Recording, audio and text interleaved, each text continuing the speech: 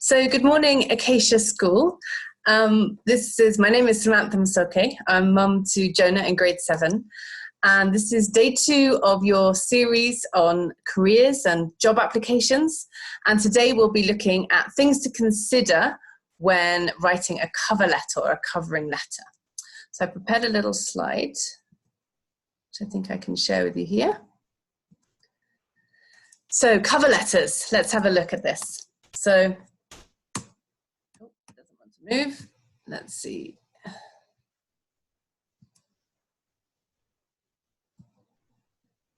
Yeah, here we are. Okay, so let's look at what and why. What do we mean when we talk about a covering letter? What is it? So in olden days, and sometimes today, a covering letter was a physical piece of paper that would be attached to your CV and hand delivered to the office or put in the post. These days, that does sometimes happen, and they might be handwritten or printed. If you're going to do a physical letter, print it. It looks a lot smarter. But sometimes it's a Word document attached in an email, or sometimes it's actually the wording in the email itself. Again, I would recommend, if you're just submitting by email, put your covering letter in the email text. And sometimes if it's an online application system, it might just be a box in a web form that you get to fill out. The purpose is to introduce yourself. And however your application process is being run, there'll be an opportunity somewhere to do that. If it's an online web form and you don't get the opportunity to put in the sort of content that you would normally put in a covering letter, you can send a follow-up email to say, I just wanted to check if you received my application, and then put what you would put in a covering letter. So why is it so important? So first of all, it's really sort of an administrative thing to say, this is the job I'm applying for. But really it's so that you can stand out from the crowd and be noticed. So that's what we're going to look at, how to do that. So there's 3 stages. We're going to look at what you do before you start writing, as you're writing, and then after you've finished writing. So before you even start writing the first word, there's some homework that you need to do. Why? Because the last thing you want to do is write one cover letter which you kind of copy paste, change the name of the organization and send around. That will not work. It needs to be personalized. You need to show that you've done some background research, that you really want this job and you've put some effort into it, that you're thorough, you're able to research things that are available online or in other ways. So the sorts of things that you want to research for are about this organization. What are their culture and values? What are the activities they do? Are there videos you can watch? Is there any site you can go and visit? Just get a bit more of a feel about what this organization is about. Who are the directors? Where did they come from? Then you want to focus on the role. What exactly are they looking for in this role? And don't just go by the job title. Really read carefully what's involved, because you're going to want to write your cover letter to speak to those things. You might also want to think, what are their challenges right now? What are they struggling with? Or what are the particular things that they're working on? Maybe you can add some value. Maybe you can mention that in your letter, and that would be very powerful. Crucially, you also need to know who the hiring manager is so that you can address your letter to them if it's not already in the advert. So where would you want to look? Associated with the job advert, there should normally be a job description. What's the role supposed to do? And a person specification. What the person that they're looking for, what do they look like? Sometimes it's embedded in one document, but they're 2 different things really. So you want to look at that very, very carefully with a highlighter pen. Are there some key words and phrases that you can pick out that you can then use in your letter? Some organizations even have automated screening processes that look for keywords in covering letters. So you want to think, if I was going to do that, what would be the keywords I'd be looking for? And make sure they're in your letter. You also just want to look at the website, their LinkedIn page, their Twitter feed, Google them. If you know anyone that works there, see if you can find out a bit about them, what makes them tick, what sort of an organization is it? And if you can't easily find the name of the hiring manager, just call the organization, call reception, see if you can get it that way. So a bit of background work. Once you've done your homework, you can start writing. One of the keys to successes here is to keep it brief. If your letter is a whole page long, it's not going to get read. You want to make it short and make the very points that you want to make in those few lines.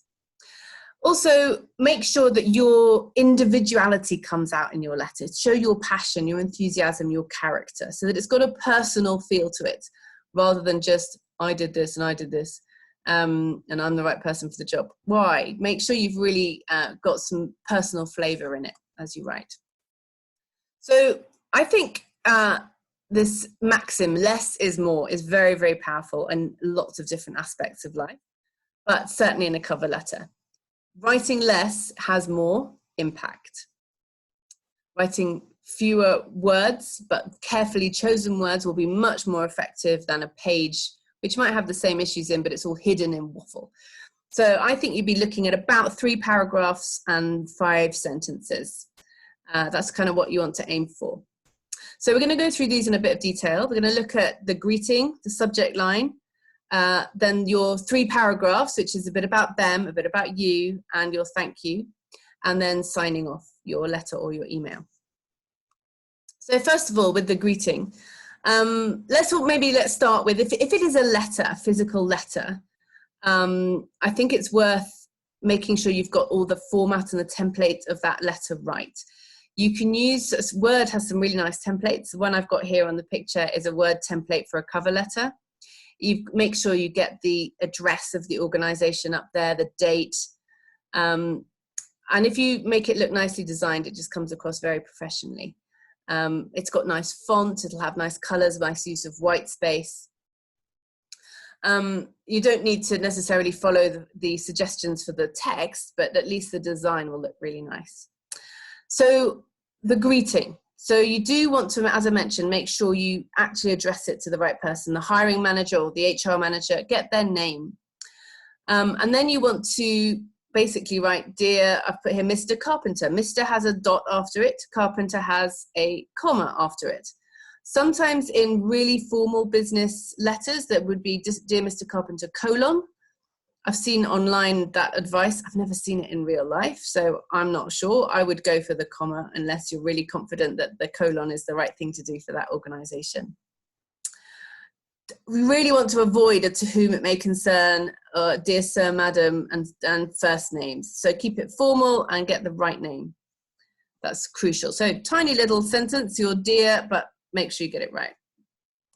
Next off is this bit about the administration of which job you're applying for. Some organizations could be hiring for many positions at the same time.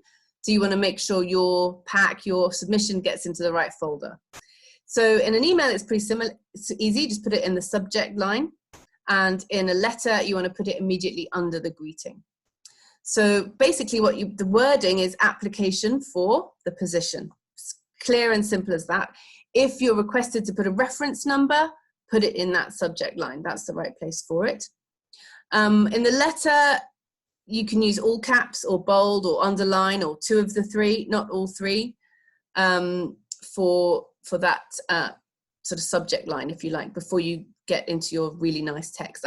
You don't want to waste one of your precious sentences on something as administrative as which job you're applying for. So just put it in a one-liner. In the letter, again, you want to put colon, that's regarding or relating to, just like it comes up in an email, it says when you get your subject. So there's an example, application for music teacher. And that's what we're going to kind of look through in this example. So we've got our greeting, we've got our subject. Now we're getting to the writing, the first part. Now, it might be tempting to sort of jump in and talk about yourself.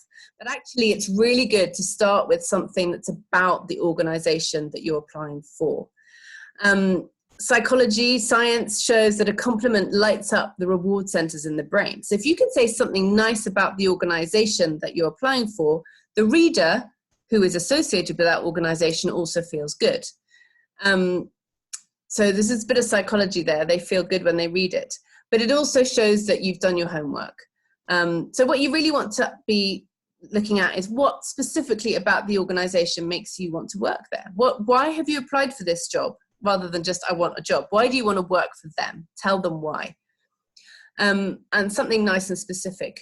You could also maybe talk about the impact of the role, not this organization, but this role. I've put an example here. If I was applying for a job to Acacia, I might put, I would love to work for Acacia School.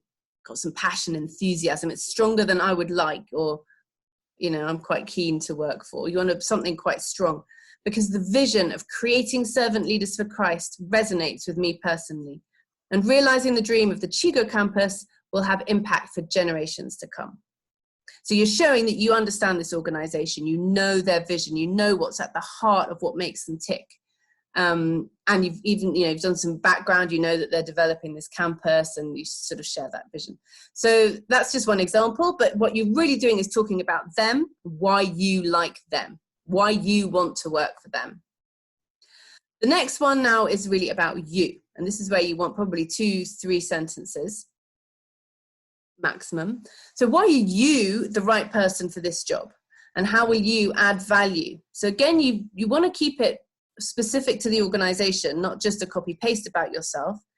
You want to mention some of those key words or phrases that from your background and your homework in this section here.